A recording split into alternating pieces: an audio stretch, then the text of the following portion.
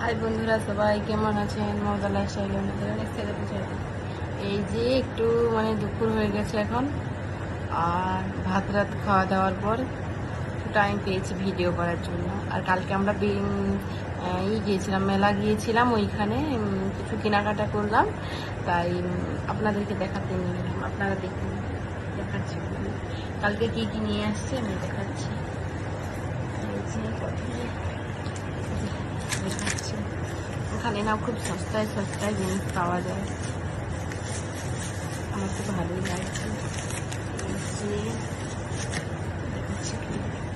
এই যে কানের একটা নিয়েছি, একটা নেই অনেক, দুটো তিনটে নিয়েছি। এই একটা নিয়েছি, এই একটা নিয়েছি।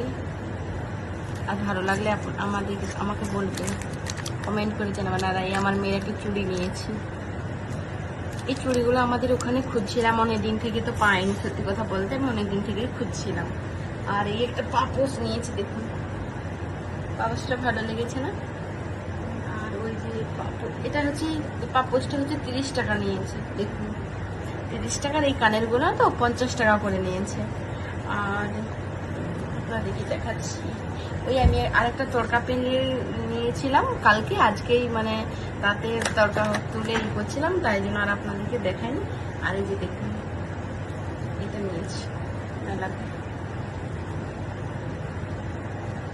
সেট আছে, প্যান্ট আছে।